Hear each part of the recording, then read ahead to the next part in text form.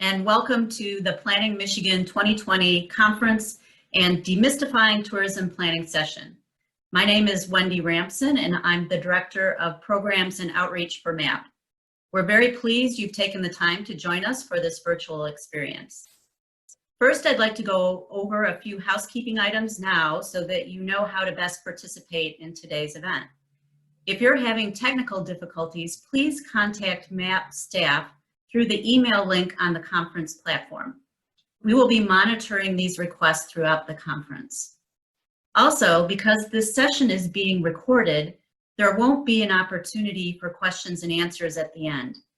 I encourage you to contact today's speakers with your questions by using the email links on the conference platform. Our session today was inspired by MAP's Sustainable Tourism Initiative, which was funded through a grant from the Coastal Management Program of the Department of Environment, Great Lakes, and Energy. I will highlight some of MAP's work on the project, and our two distinguished speakers will take a deeper dive into the topic. Those presenters are Andy Northrup, who holds a statewide appointment with Michigan State University Extension's Community, Food, and Environment Institute, which focuses on developing strong, sustainable community blueprints that strengthen relationships and social capital, foster innovative economic growth, and leverage and sustain our natural resources.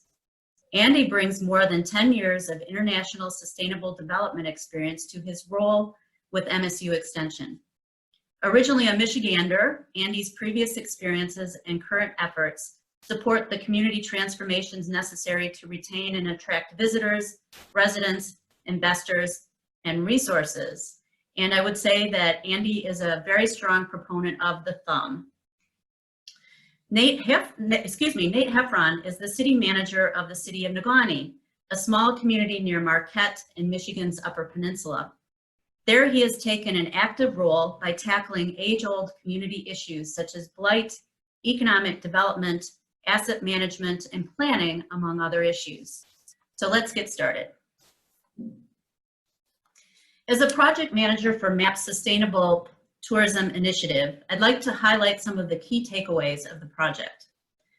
We set out to find ways for Michigan communities to be more intentional about their tourism economy, particularly as a way to protect natural and cultural resources along the Great Lakes coastline. The goal of the effort was to identify community-driven approaches to tourism that balance economic opportunity with quality of life and protect valuable natural and cultural resources from being loved to death by visitors. By the time we completed the project, we found that the research we conducted had relevance beyond coastal areas. In June 2020, MAP published a guide for communities called Master Planning for Tourism in Michigan, which can be downloaded at the MAP website. The link to the guide and additional resources is provided on the conference platform for your use.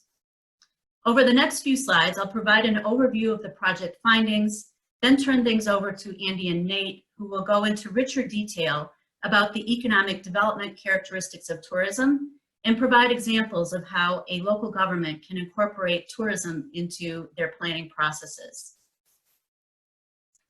So let's start out with why communities should be thinking about tourism planning if they're not already doing that, or how they can reframe traditional tourism planning where it's been conducted primarily by the private sector. First, tourism planning is more than marketing. Our research showed that most tourism plans are actually marketing or destination management plans created by the tourism industry, and there were very few communities or regions that have incorporated tourism into their economic development, land use, or capital planning at the local level. However, local policy and investment in all of these areas lays the foundation for a successful tourism economy. Tourism should support the local economy and the quality of life for residents. As you will hear from Andy in a moment, most tourist attractions start out as a resource enjoyed by locals. Tourism is a unique economic driver since it can offer more to community members than other industries can. For instance, in addition to economic benefits such as jobs or small business opportunities, Things like a new trail, or a historic building turned into a museum can really be enjoyed by local residents as well. The flip side to this is the need to protect the local quality of life from impacts of over-tourism and outside exploitation. Finally, tourism encompasses land use, recreation, economic development, and the infrastructure to support it all. Promotion and management of tourism is squarely in the local government's duty to plan for and control land use and the economy to safeguard the public health, safety, and welfare of the community. For instance, connecting a community's aspirations for economic development in the form of a municipal marina requires thinking about access to and from the site, parking, loading, unloading, the infrastructure needs, and impacts on adjacent land uses. We have been doing this type of integrative planning in downtowns for many years. So think of this as planning for tourism-ready communities. Our consultant for the project, Sarah Nichols, provided us with a good way to think of the benefits and impacts of tourism in a community. These include economic, social, cultural, and environmental. And here are just a few that probably resonate with you and your experience. We also looked around the country for examples of communities that consciously incorporated tourism into their master planning. We didn't find many, I would say, but we did find a few that stood out. And these are three that are highlighted in our guide.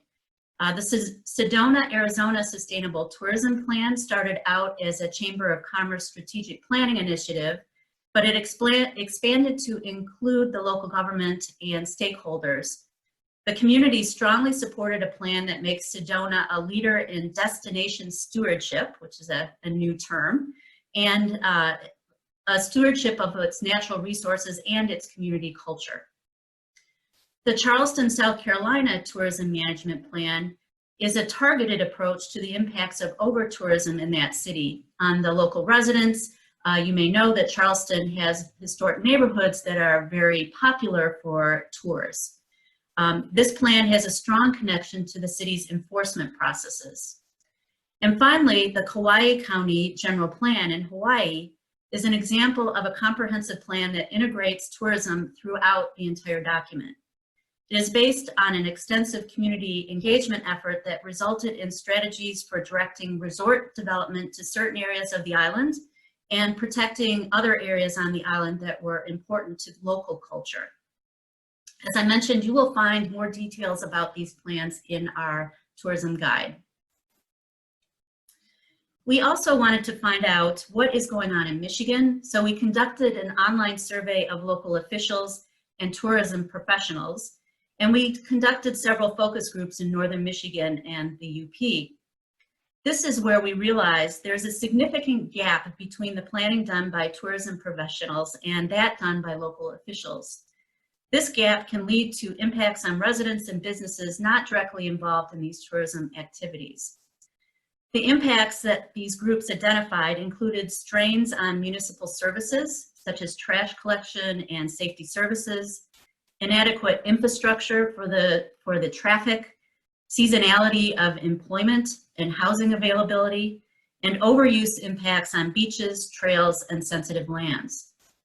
Ultimately, we found little guidance for communities wanting to plan for their tourism economy. At the state level, the tourism industry created the Michigan Strategic Plan a number of years ago, about 8 years ago, but it hasn't been updated since. The Michigan statewide comprehensive outdoor recreation plan provides insight into the use of state lands for tourism, and that is being updated as we speak. However, neither of these plans approach tourism from a local level.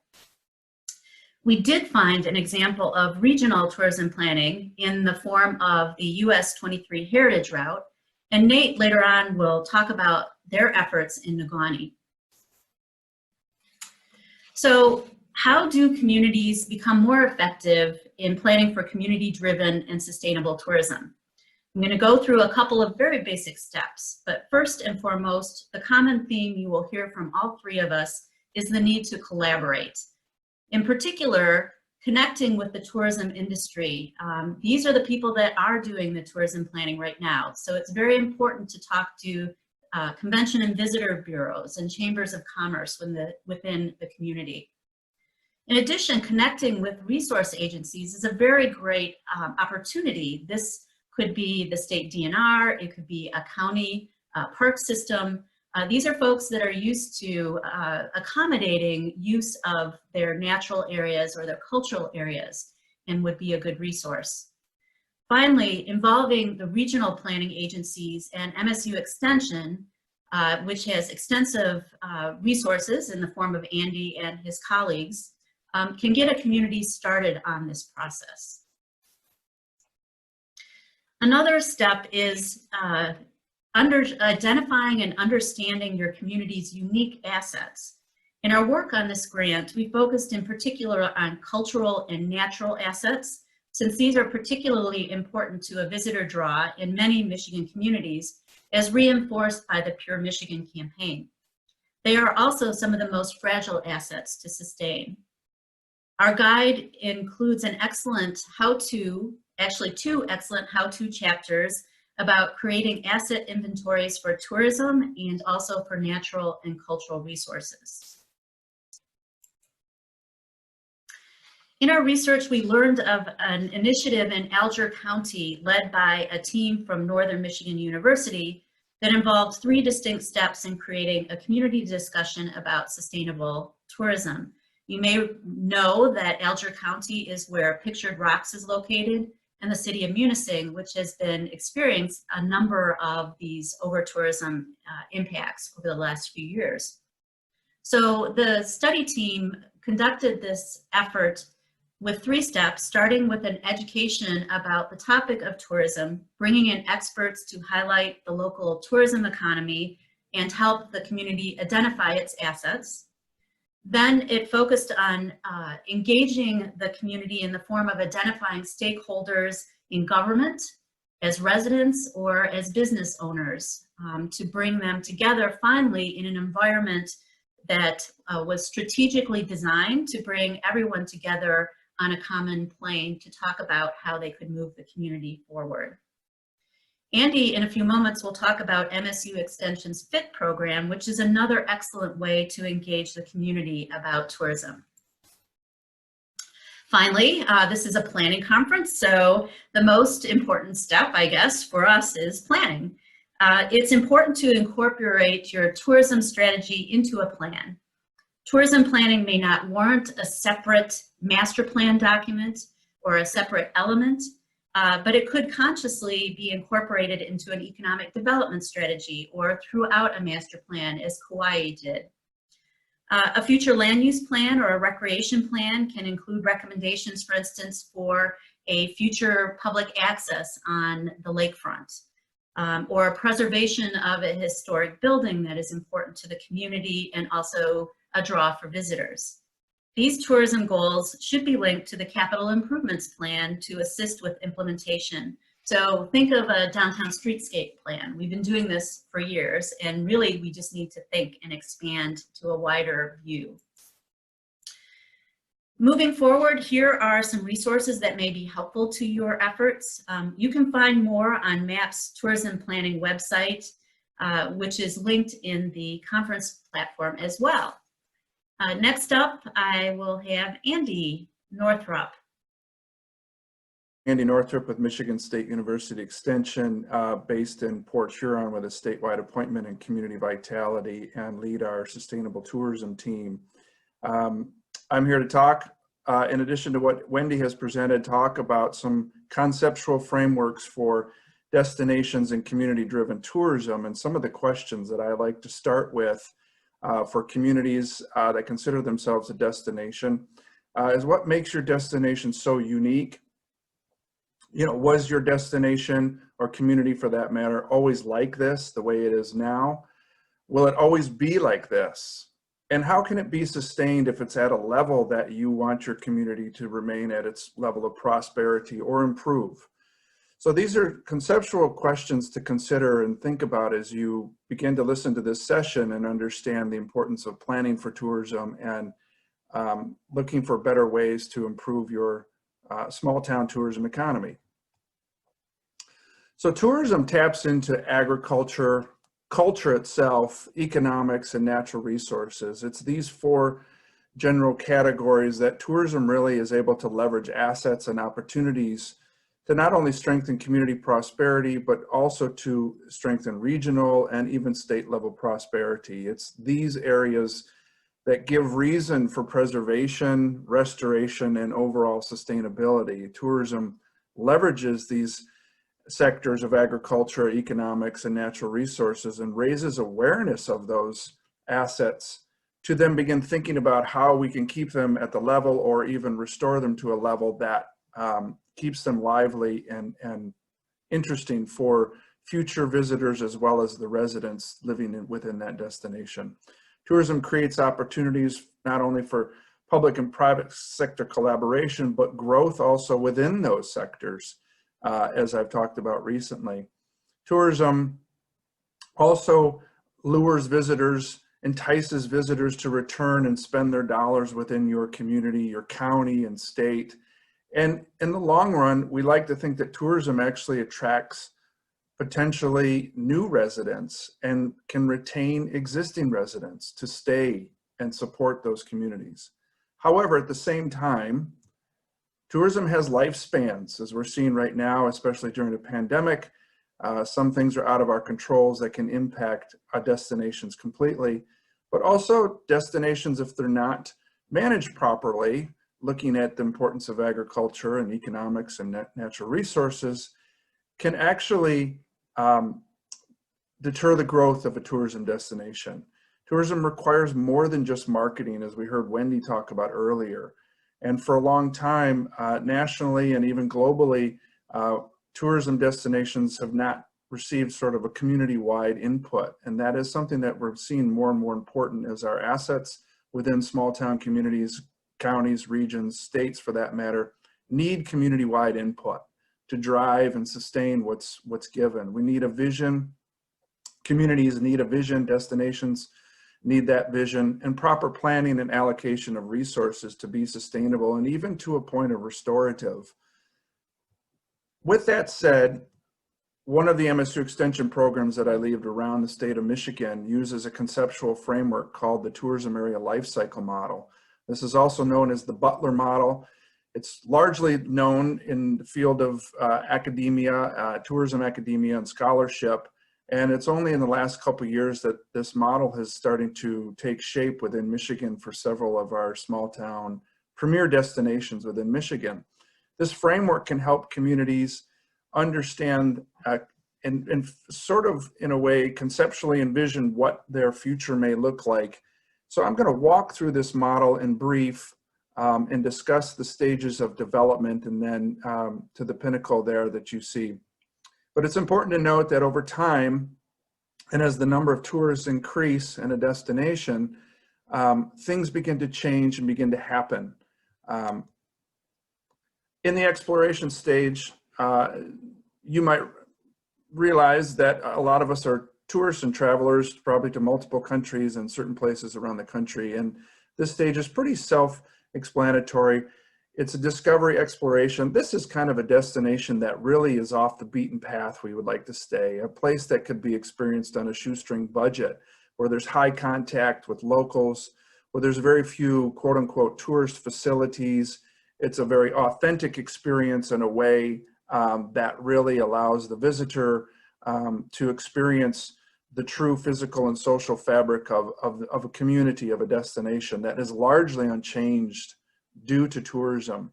However, over time and as the numbers of tourists begin to increase, that destination typically will move into a different stage, that being number 2, called involvement, where a tourist season can be expected to emerge. This is also where community members, regardless of their length and time within a community, start to become rather entrepreneurial.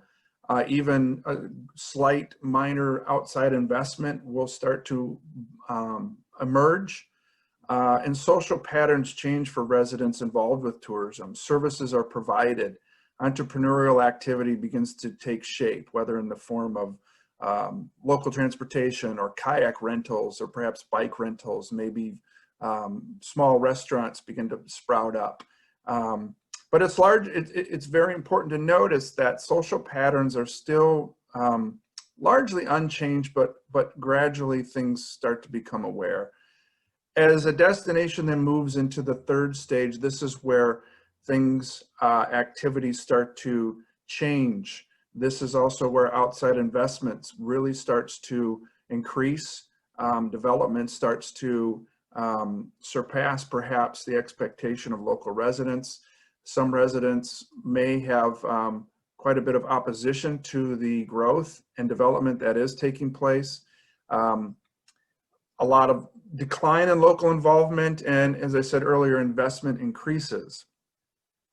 Now, that's important to note as these stages are felt over time and the number of tourists begin to increase, that once we reach consolidation, this doesn't necessarily imply that development is getting smaller or development has stopped.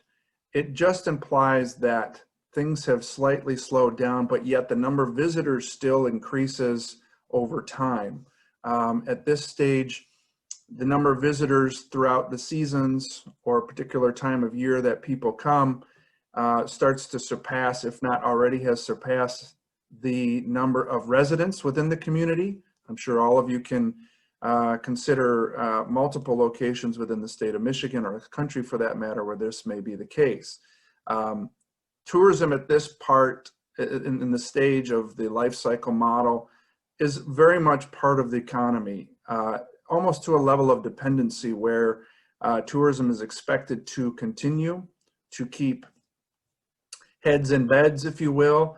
It is largely in part a significant piece to the public sector. The local residents, even before stage 4 takes place, local residents begin to request that the public sector address quite a few of the issues that come with tourism, whether it be waste or access to public bathrooms or management of recreational trails and so forth.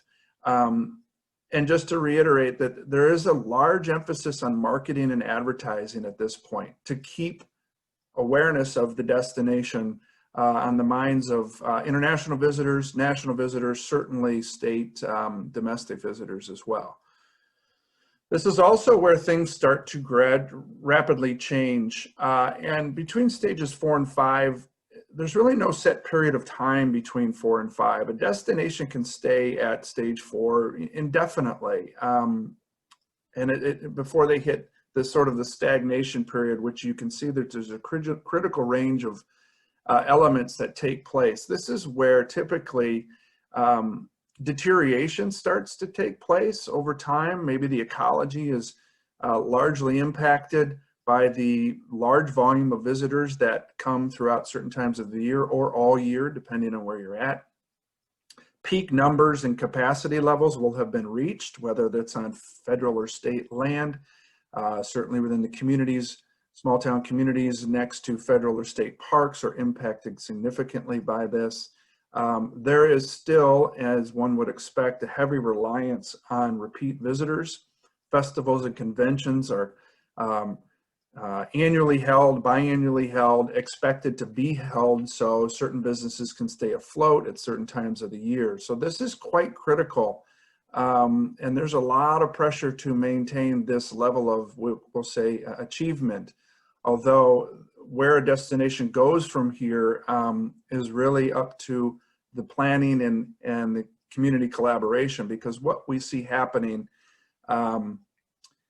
whether a destination goes into a decline stage or a rejuvenation stage, is that in the decline stage, a destination really at this point has difficult competing. There's a lot of property turnover, market declines, market prices, the cost of living there declines. Essentially, the property and investment that was lost to outside investors has the potential to be recouped by local involvement and locals repurchasing land that's been lost, and essentially the process starts over.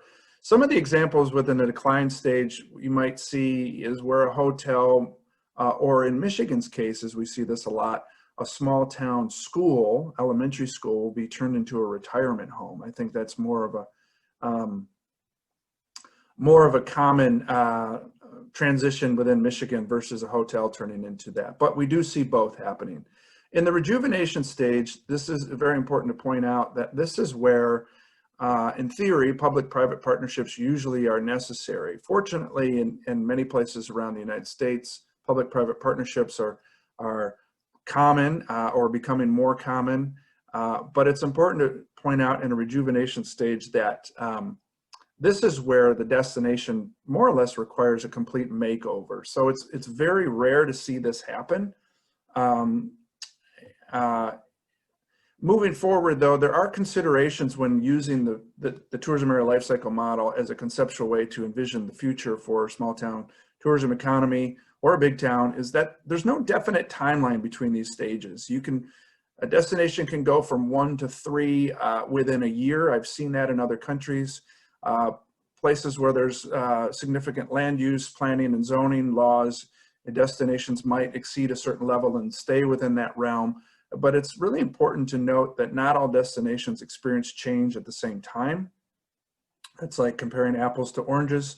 And there's really no smooth transition between stages. It shouldn't be assumed that it's easy to go from 2 to stage 4 within a 10-year period without any hiccups, right?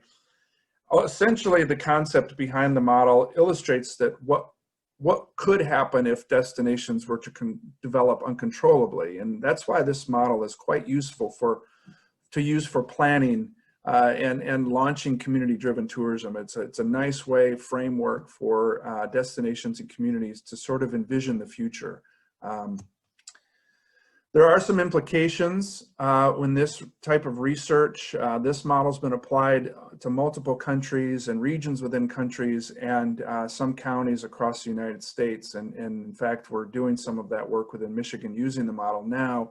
But the assumption is that tourist areas will remain attractive. It appears to be implicit in planning. And this isn't always the case. As I said earlier, destinations do have lifespans. They take significant amount of work and collaboration to maintain their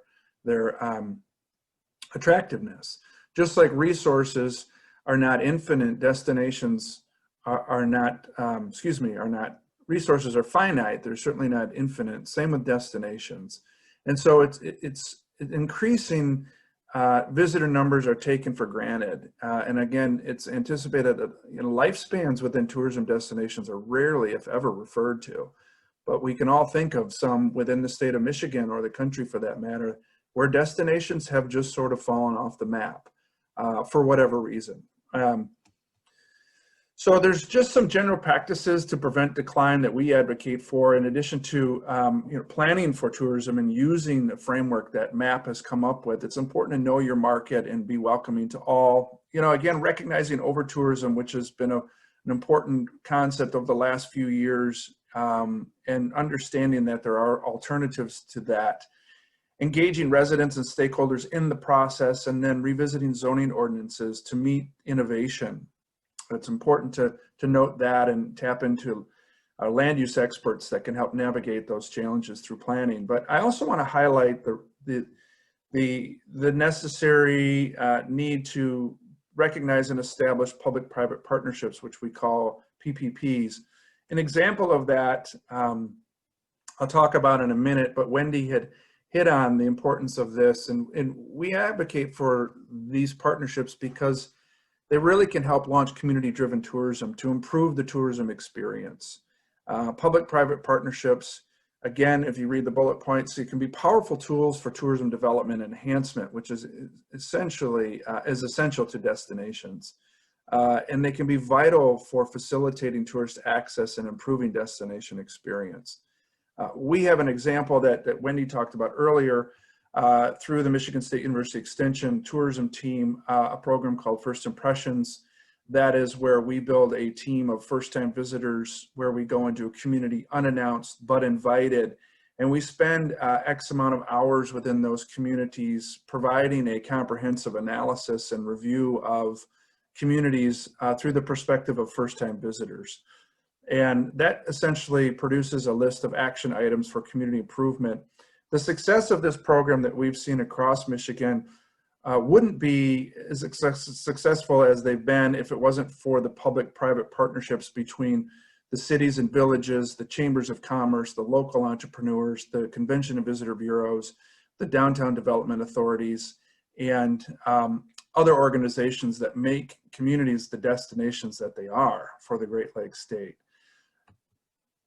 So with that said, that program in itself has raised awareness of assets, built capacity to leverage those assets and opportunities, and strengthen communities to apply for then state agency programs and incorporate suggestions for updates into master and recreation plans. We've seen multiple communities use the perspective of an outside visitor through the FIT program to incorporate and strengthen their master plans and recreation plans. This is a list of resources that I've provided that if communities and partners are interested in reading further on the concepts that I've presented, this is my contact information below. Next, we're going to hear from the city of Negaunee. I appreciate your time. Just to let everybody know, Michigan State University Extension programs are open to all.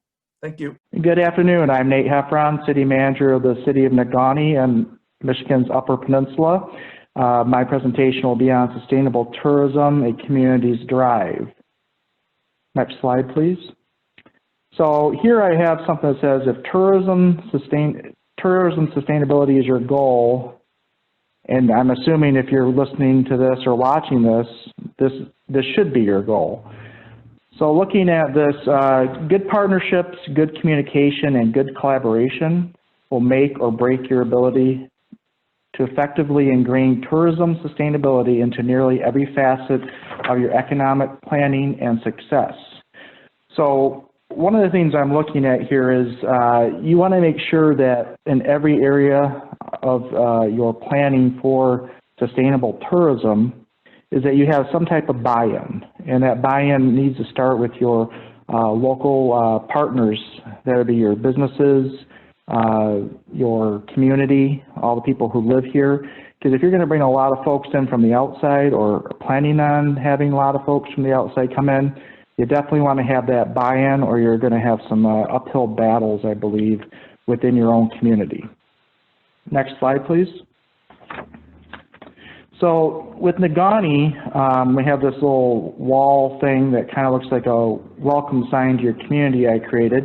And it's all about tourism sustainability. And the bricks underneath that sign are what you want to start with for the foundation, in my opinion, to create tourism sustainability within your community.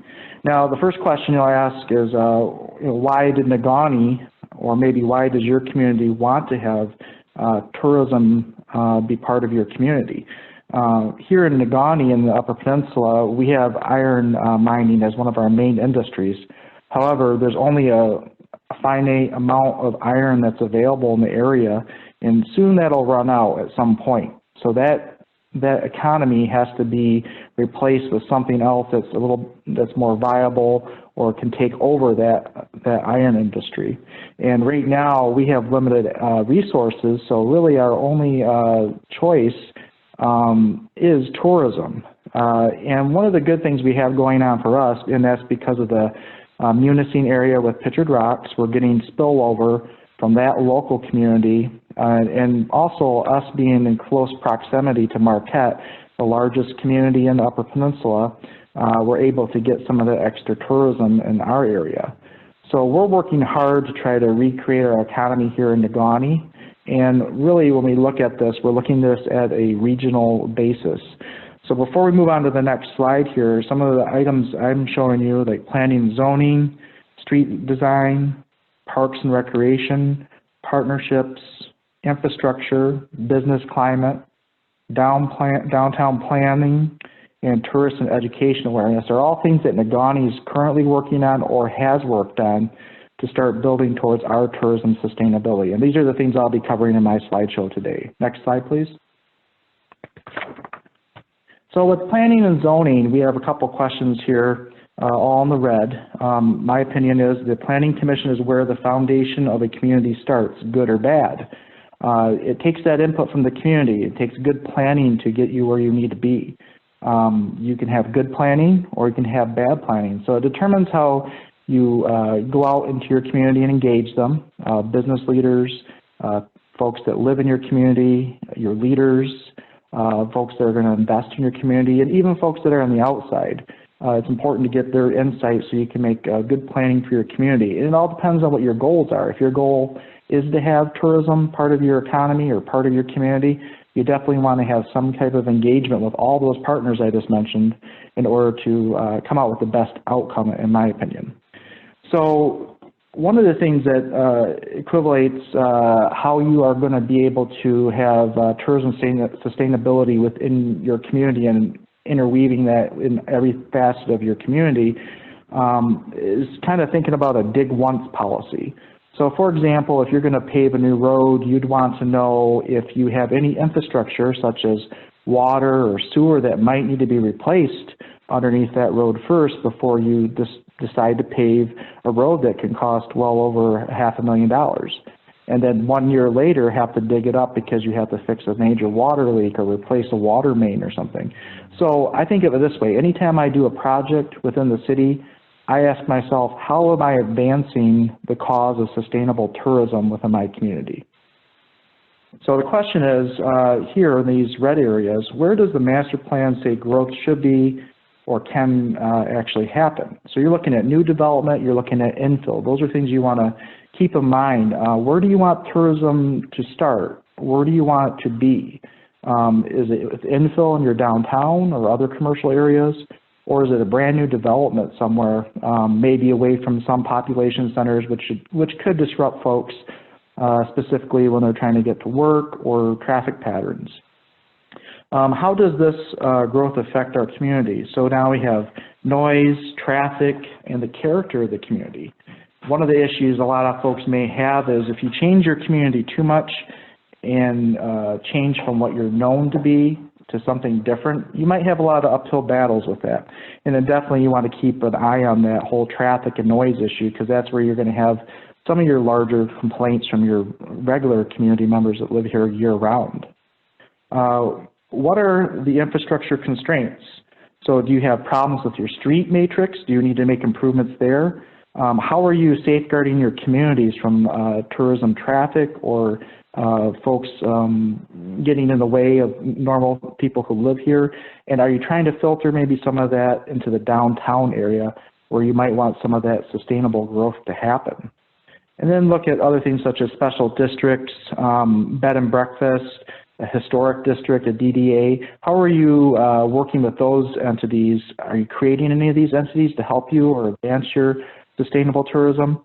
With Negaunee here, we did actually revitalize our DDA. We're trying to get it on a better footing, which we created like a TIF district, which will help fund some of our areas where we are looking to have tourism growth.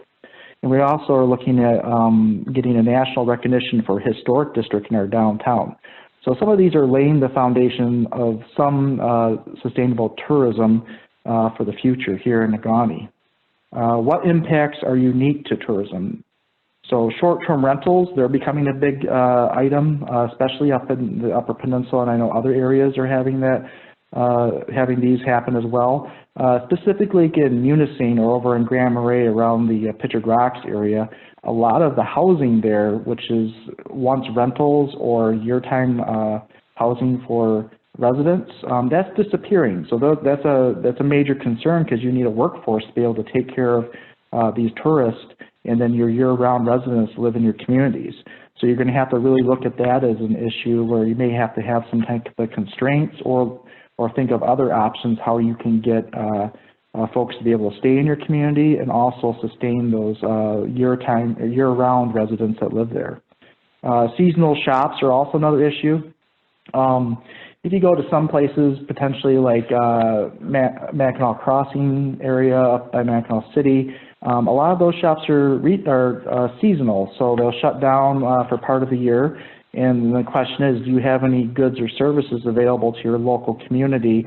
What does the job market look like after these folks leave? Are you trying to make it all so it's seasonal in your downtown or a certain area? Or are you trying to pepper that throughout your community so you still have some kind of drive in your downtown or other segments of your community? Next slide, please. So really, I think a lot of your planning is obviously going to start with your master plan. I have a couple things here on the right-hand side of the screen that kind of can be called out in the master plan, and you can dive into it a little bit more if you want to within the master plan. In some cases, some of these, like a recreation plan or maybe a housing study plan, also the sustainable tourism plan, I like to have those within my master plan to a certain extent, but then I like to do a closer look and more in-depth study on those and get more input from individuals within the community and outside the community. I think that it's sometimes hard to create a huge master plan that sometimes some communities may notice that your master plan will end up becoming a dust collector over time. You want to have something that's going to be usable with actual goals that you can have metrics with. And you want it to be something that's achievable. We just don't want it to be a collection of facts, because that's not really going to help anybody move your community forward or even help in our circumstance here with sustainable tourism. Next slide, please. So going to our DDA, we created a downtown plan, and the downtown plan asks a lot of these questions here in red. And I'm just going to go through these here. So pedestrian accommodations, what are you creating for not just visitors in your community, but for folks that live there year round? So are we putting in trees? Are we putting in street furniture like benches? Trash and recycling, is recycling something you want to be able to take on? That can be a big issue with who's going to take care of it. Restrooms, do you have the areas where folks can use restrooms? Are businesses welcome letting people use their restrooms? What is the status of those restrooms and who's taking care of them? And then your sidewalks, are they big enough to accommodate the traffic flow, and are they in good repair? All those type of questions. Downtown streetscape plan, do you have an official plan? What is the story you want people to leave with from your community? So you want to have like a good street design, and you want to look at how is your community to be walkable. Are you providing curbside parking right in the downtown? Most communities are. But how are you transitioning people from a parking lot to flow into your downtown? You want to make sure it's walkable and easy for them to get there. What does it look like on their way there? Is it look sterile? Is it nice? Does it have a nice pathway? Is it lit up? And then, what type of services do you have in lodging do you have in your community or your downtown area? Are the services more geared towards local folks, or is there some tourist type shops like I talked about before, peppered throughout your downtown area? And then definitely lodging is another area you want to think about. Where are people going to sleep? Do you want people to stay in your community? The thought process is most people want folks, especially from a business side of things, to be able to be lodged within the community so they spend as many tourism dollars as they can. Business relations. How are businesses in your downtown helping push or support your plan? So you need to have proactive, positive relationships with your business owners, working with them to find out what their needs are, what the city can do to improve relations or services for those businesses. That's just some of the stuff we did with our folks here in the city of Negaunee.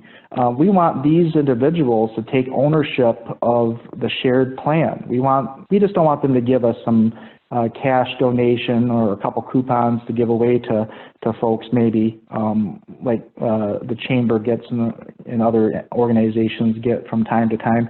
We want them to be pushing our message about the city, our opportunities, our strengths, and inviting people back and having really creating a good atmosphere of goodwill.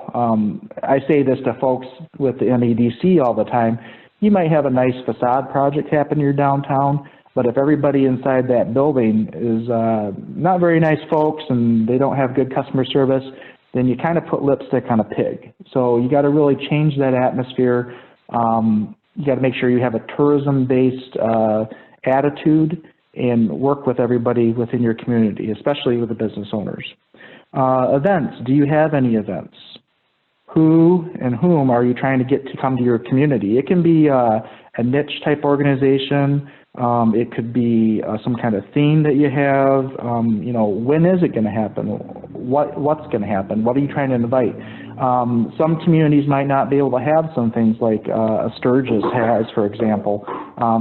Maybe you can't bring in 500,000 people. So you really got to manage that.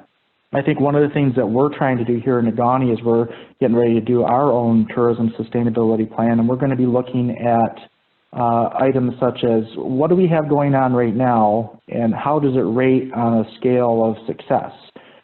Some community events get stale over time. You do the same thing over and over again. What can you do to rejuvenate those? A lot of times this isn't lack of enthusiasm, but it's a lack of manpower and sometimes a lack of money.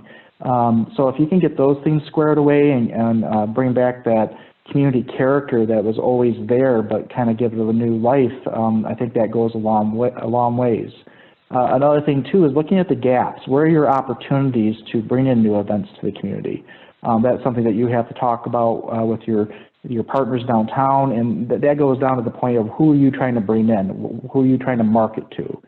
So those are some questions I would ask. And then lastly here on this slide, community relations, who besides businesses have you contacted?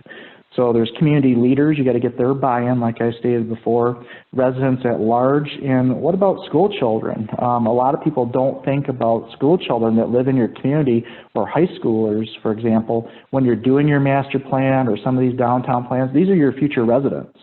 A lot of us know that many younger folks are going to leave our communities. But are we giving any of our younger folks any voice in how our community is going to show, or excuse me, how our community is going to thrive in the future? Are they going to be part of that solution, or are we just discounting them and not even trying to get their input?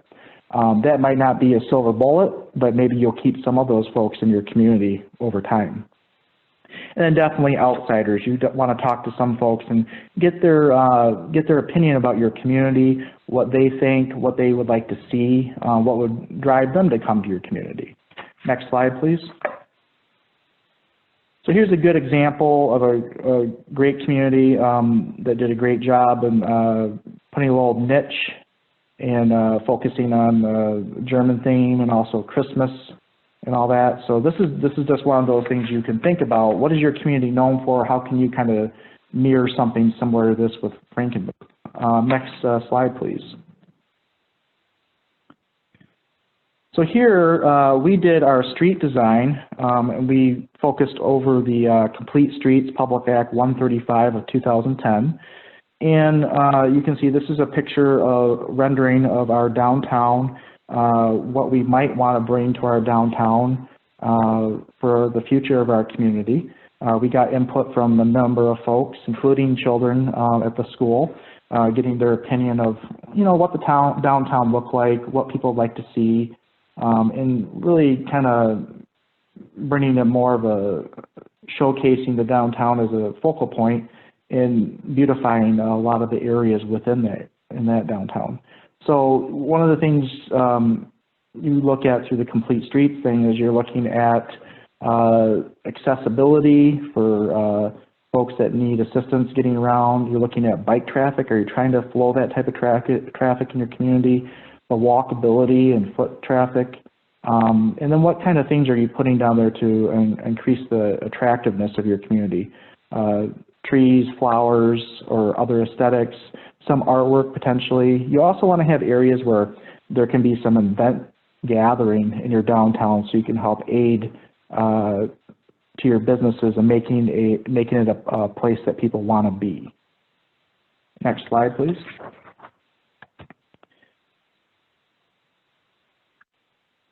Next slide, please. Thank you. Okay, and here, this is just a top view.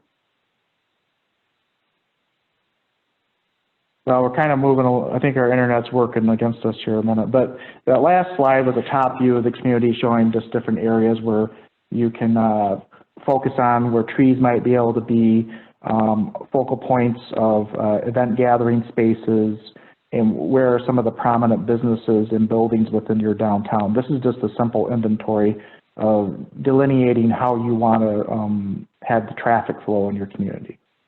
Okay, next slide, please.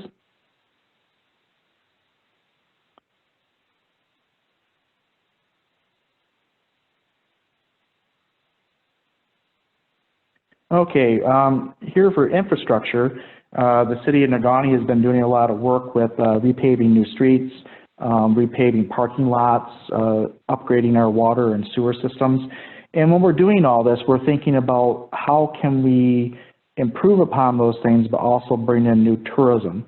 So like I said before with that dig once policy, you want to think of a lot of different areas and how you're trying to fix the problem chiefly, but you also want to think of how you're going to aid tourism with that.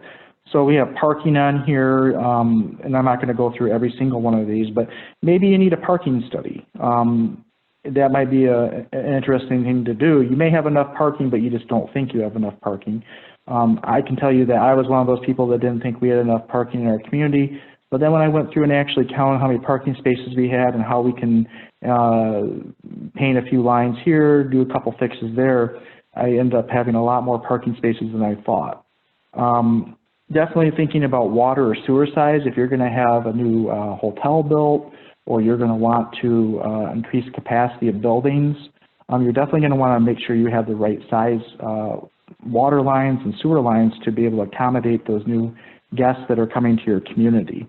Electrical, another thing you want to keep in your mind is, do you own your system? If you don't own your system, you may have to work with an electrical provider to determine what you're bringing in, can it be serviced?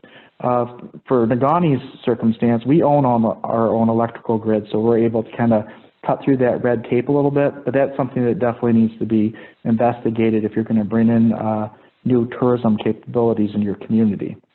Housing, again, was one of the main issues that I brought up. Do you need or have a housing study? And you definitely want to keep an eye on this. You definitely don't want to have more rentals or short-term rentals than you have home-occupied ownership. It can cause major issues for your community and disruptions. So that's something that you want to be cognizant about over time if you're definitely going to bring in tourism. Lodging, again, where are people going to stay? It could be maybe hotels or motels, but another opportunity might also be a campground or RV. Now, or RV campground, excuse me. Now at the bottom there I have NIMBY, not in my backyard. There are some people that may be upset that you're bringing in a campground area.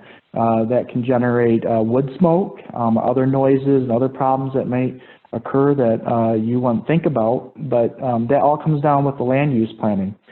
Figure out where you're going to be able to put a campground or RV campground within your community that wouldn't disrupt your regular folks living there year-round.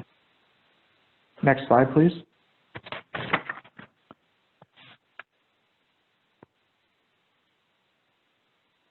And this picture here just represents a cross section of different things to keep in mind if you are going to do projects in your community, from sidewalks to the installation of lighting, sewer, water, that could be gas upgrades, including internet as well. Does your community have internet? That's one of the big things a lot of tourists are going to want when they do come to your community. Even though people are on vacation, they still want to be connected back to their regular world, but you do have some folks that don't want to have that either, but I will tell you probably more people want it than don't. Next slide, please. Parks and recreation. Now here's an area that comes in two different ways here. So I'll start out with this. Anemones, you want to inventory your parks, and you want to look at, do you have a parks and recreation plan? You definitely want to have that if you want to take advantage of any grants that are available through the Michigan DNR Trust Fund. And you're looking at, what type of park you have. Who is the target of this park? Is it the local folks that just bring their kids there every weekend or throughout the week?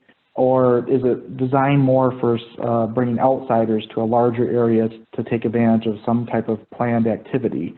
So like on the next part, I have local versus tourists. That's an attraction versus exclusive park, and I'll explain what that is on the next slide here shortly. But one of the things you want to think about the environmental factors, that's the human impact on your parks and the recreation in your community. That's trash, noise, traffic, erosion. People can be very destructive, and if they're not aided in helping them not be destructive, they'll just do what they want. So you got to find some ways to try to limit the impact, and you're always going to have some type of impact in this fashion, but there are ways to negate that over time. There's different modes of recreation. So do you have water-based recreation, hiking, or camping in your area? There can be a number of other types of recreation as well, motorized sports such as ORV, ATV, and horseback riding, for example, that may be a little bit different for everybody's community depending on what you have in your area. And then fees. Do you have are your fee structures only meant to operate the facility for 1 year to the next, or are you going to have some kind of impact fees over time where you are packing away some money that will help upgrade the facilities or repair the facilities after your tourist season is over? So we're going to go to the next slide here, and we'll talk about an attraction type park. And Negaunee has no attraction type parks, but we're looking at bringing some private investments with some outsiders. So we're creating those public-private partnerships that we talked about earlier. And an attraction type park is a park that's designed for high capacity. It typically offers plenty of parking, holds well over 100 people, can host a plethora of events, and generally is not found in single-family neighborhoods. It's a regional destination, as we talked about earlier. So this could be potentially like a water park or a theme park, for example, or it could be like a state park, or something similar to like a national park like Pictured Rocks. And then you have your other parks, which is your exclusive type parks, which basically means that your neighborhood folks are using those parks. You wouldn't want to bring in like 100 to 200 people into a small park that's really only designed for about 50 people. It'd be a very big and major disruption to the local area, and you probably won't get a lot of kudos for that. So those are some things you want to think about when you're designing your parks and who you're trying to attract to those parks. Next slide, please.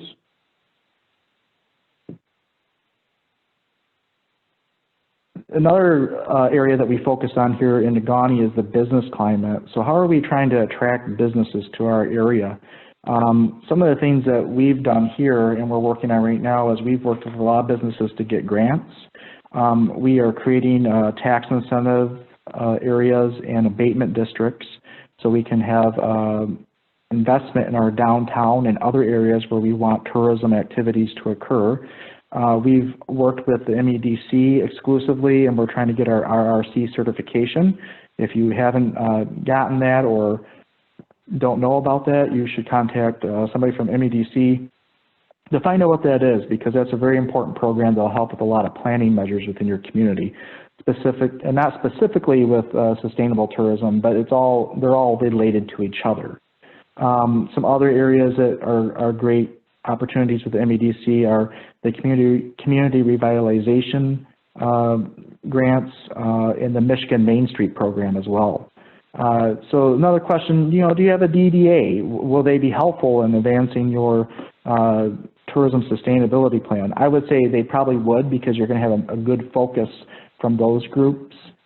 If you don't have a DDA, you might want to consider starting one.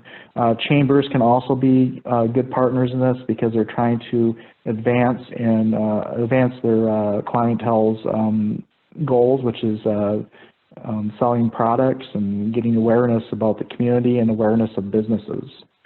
Do you have an economic development partner? Up here we have Lake Superior Community Partnership.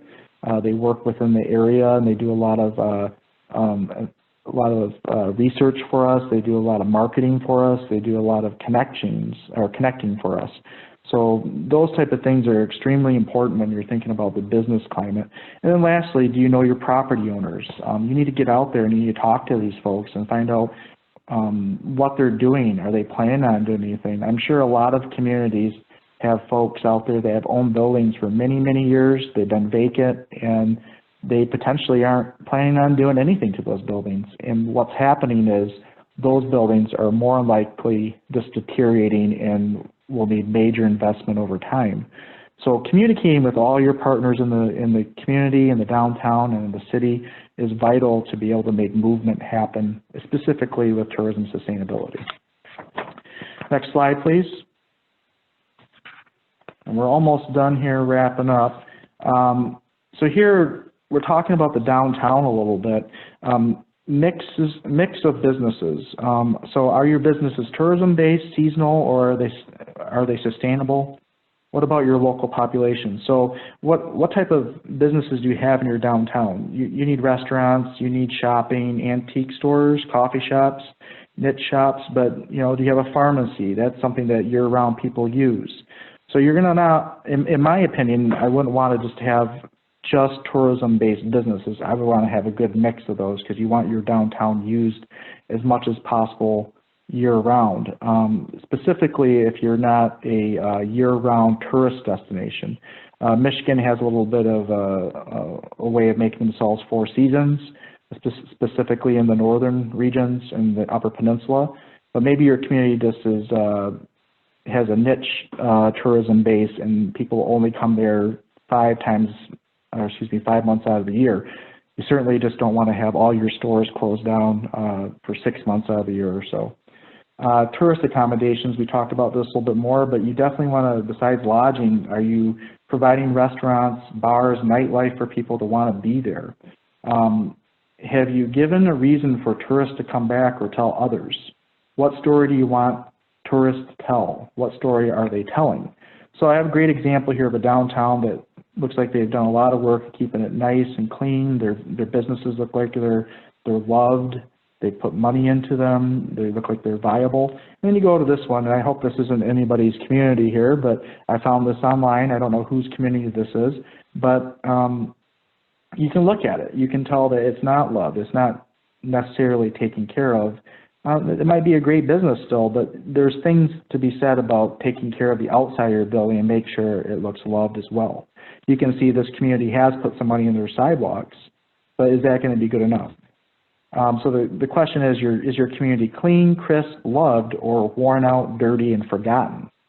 And that's where you don't want to be, especially with tourism. Next slide, please. And then here are tourism education and awareness, I think, is a big part of tourism sustainability. What we mean by this is tell your community story. Why is it special? What were the efforts taken to get where you are? You don't need to go into great detail, but people like a good story, so capitalize off that if you can. Make your story known. So how are you going to do that? You need to that's those partnerships I talked about. Hotels and motels, restaurants, shops, online print material and advertisements. So you need to get out there and, there are some communities that do a great job. They put in little tourist brochures, or they put in the hotel guidebooks, things about the community. And those are the partnerships you want to have. You want to tell people about the great places they can go, but you also want to tell them about, what can they do to help keep this place special. You don't want folks going out just throwing their garbage all over their cigarette butts or trespassing on people's properties or damaging the special places that you've created and spent so much money on. You want them to be part of the solution. So we got to empower those folks and let them help us keep our areas safe and clean. And then how are your tourists helping with that matter? So signs at locations about the area, again, why is it special, how they can help. Great examples, when you get on trailheads in Michigan, a lot of time they have those little brush off spots for your shoes and explain to people why that's important. You know, things of that nature can go a long ways to getting folks to assist you. Flyers on certain areas can help as well. And again, it's all about that self-empowerment. If you get people to be self-empowered and be part of the solution, then you guys will definitely get some good partners in that. Next slide, please. And lastly, we have partnerships. And here I just have a list of different groups and organizations that could help advance or help even create your tourism-based economy or your sustainable tourism. And then here I have, again, I reiterate, if tourism sustainability is your goal, which it should be, good partnerships, good communication, and good collaboration will make or break your ability to effectively ingrain tourism sustainability into every facet of your economic planning and success.